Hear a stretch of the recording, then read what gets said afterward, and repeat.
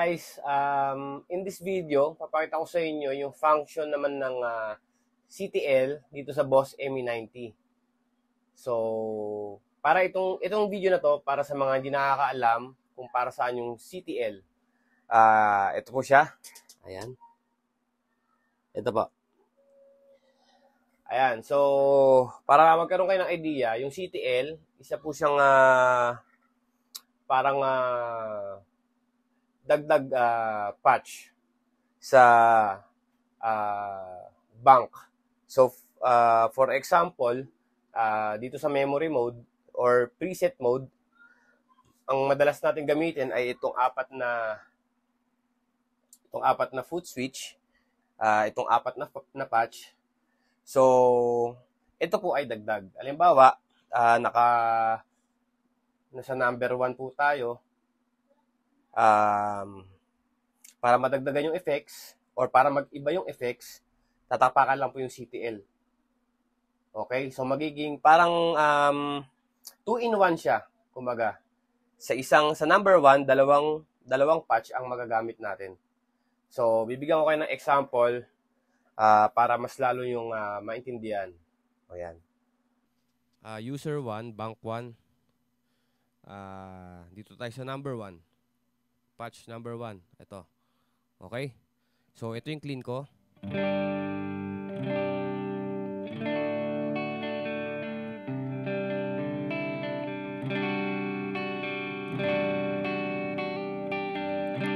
Ayan.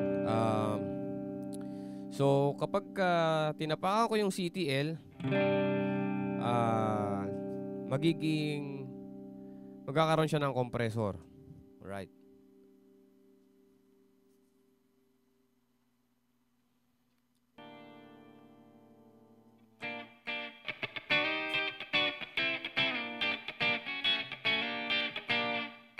Okay. An example, number 2, distortion.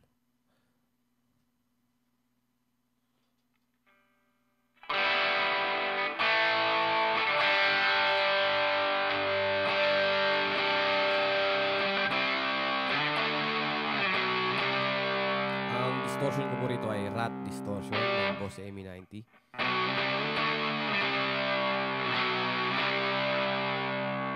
Tapos, tatapakan ko yung CTL. Ayan, naging lead tone na siya ngayon.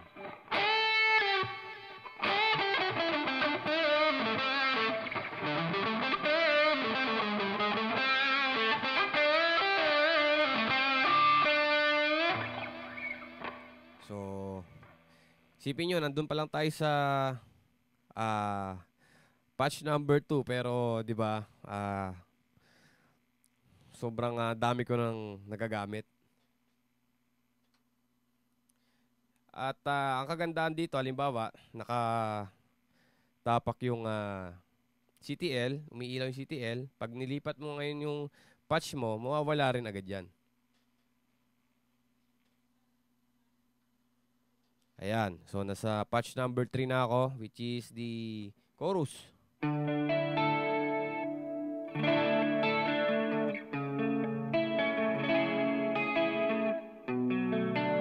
So, ginawa ko naman dito, nag-add ako ng delay. Delay lang naman in-add ko.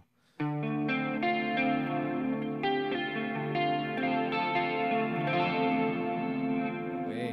So, lipat naman tayo dito sa patch number 4. So, ito yung heavy drive ko.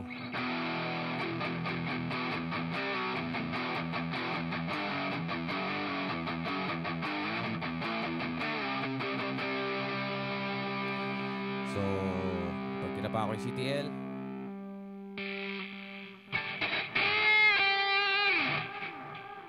yun, naging lead tone na siya ulit, pero this time pang shred na.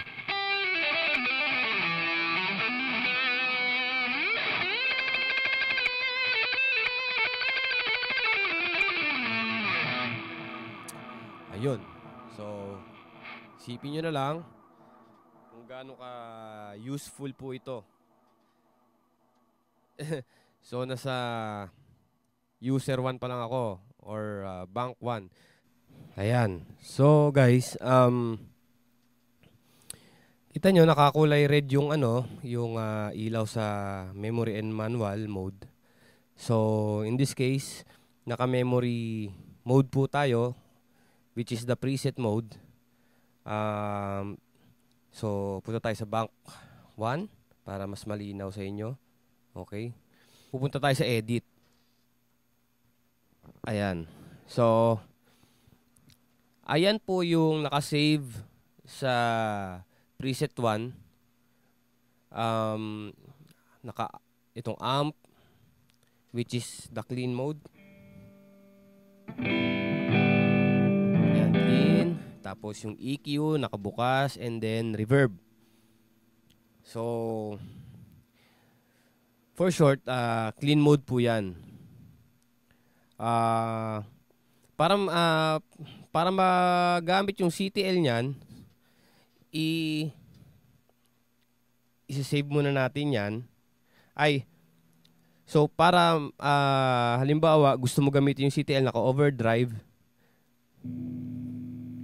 Ayan. Sample lang naman to, guys.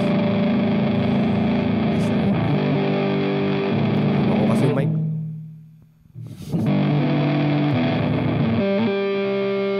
So overdrive. Para magamit yung overdrive dito sa patch 1, gagawin natin, i-save muna natin. Halimbawa, nakasave na. So, pipindutin natin tong CTL. Ayan. So, ang naka-on dito, naka-on yung CTL ko sa compressor. Papatayin ko ngayon yan. Papalitan ko ng overdrive. Ayan. Si-save ko. So, naka-clean ako, di ba? Naka-clean. Pag tinapakan ko ngayon itong CTL, naka-overdrive na ako. Umilaw ang overdrive. Bukas ang preamp. So, para mapatay ko sila, kung ayaw yung gumamit ng preamp while gumagamit ng overdrive, pwede rin naman. So, CTL.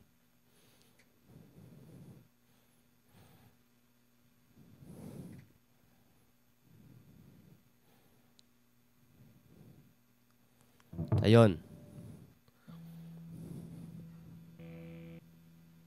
So, kita nyo, naka-compressor, naka-clean ako. So, pipindutin ko to. Yun, overdrive na lang ang nakabukas. Alright. Sana malinaw sa inyo to. Kaya, malaking bagay po itong CTL. Parang mas nakatipid ka dito sa foot switch mo. Kasi dati ang ginagawa ko dati, itong 4 na tinatapakan ko, iba-iba. So, limbawa, ito clean, distortion, and then lead. Tapos ito yung modulation ko. So, sayang. So, ang ginagawa ko na ngayon, parang ang nangyayari tuloy, hindi lang 4 yung yung ang patches ko, kundi 8. Diba? 2, 4, 6, 8. So, meron kang 8 tinatapakan na mas mapapadali yung buhay mo. Diba? Na hindi ka palit ng bank.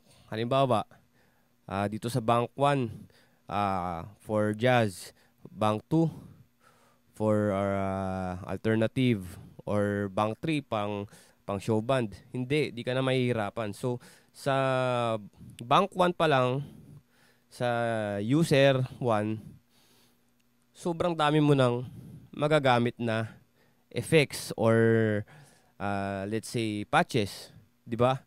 So napaka convenient nun. Well, sa mga Boss ME80 user, alam nila to kasi meron ding CTL function doon. At siguro para sa mga beginners na lang, itong video na to, para lang malaman nyo na sobrang useful nitong ang daming pwedeng gawin dito sa Boss ME90, kakalkalin lang talaga. Alright. Siyempre sa manual mode, di mo pwede gamitin yun. Pag naka-manual mode ka, lahat yan, manual, as in parang stamp box. Pero pag naka-memory mode, or preset mode, sobrang dami. 8. Imagine niyo 8. 8 yung pwede mong gamitin na patches. Kaya, yun lang guys. Sobrang useful nitong Boss ME90. Ayun guys, sana wag nyo ibenta yung mga Boss ME90 nyo kasi sobrang daming nagbebenta ngayon nito. Mga second hand kasi yung iba di nila naintindihan o yung iba napangitan sa tunog. Pero siguro yung iba di nila alam talaga or di nila nakalikot ng husto itong Boss ME90. Pero sa totoo lang kapag ka Boss ME90 lang talaga at ikaw yung musician na more on composition or alam nyo na yung puro urigang ginagawa nyo, mabibitin talaga kayo sa Boss ME90. Pero kung ikaw naman ay palaging nasa gig or sa mga bar, yung hanap buhay talaga, yung variety, must have talaga tong Boss ME90 kasi nga dahil nga dun sa function na CTL. Pero yung tunog, okay naman yung tunog nito eh. Pero mabibitin ka nga lang talaga kasi syempre bilang lang yung mga drives niya, bilang lang yung mga reverb, yung delay, yung modulation, okay yung modulation nito. Okay na to. Sobrang solve ka na rito. Pero yun nga, sabi ko, pag ikaw ay isang original na kompositor, mabibiting ka talaga dito dahil maghahanap ka talaga ng iba't ibang klaseng tunog. Halimbawa, yung mga drive. So kailangan mo talaga ng profiler or ng ibang stump. Kaya, yun guys. So, sana mag-subscribe kayo at para makagawa pa ako ng maraming tulad nito, review. So, ayun. Sa susunod na vlog, napakita ko na sa inyo yung next settings ko, which is ito po. Kung nakikita nyo, naka-black box po ako. Meron akong isang darating na chocolate dito. Ibang function rin yun. Pwedeng presets and sabay, pwede siyang maging manual. So, busog na busog pagka pinaghalo mo yung black box saka Boss ME90. So, basta i-explain ko na lang sa susunod na vlogs ko. Alright? So, maraming salamat guys sa panonood. Ciao!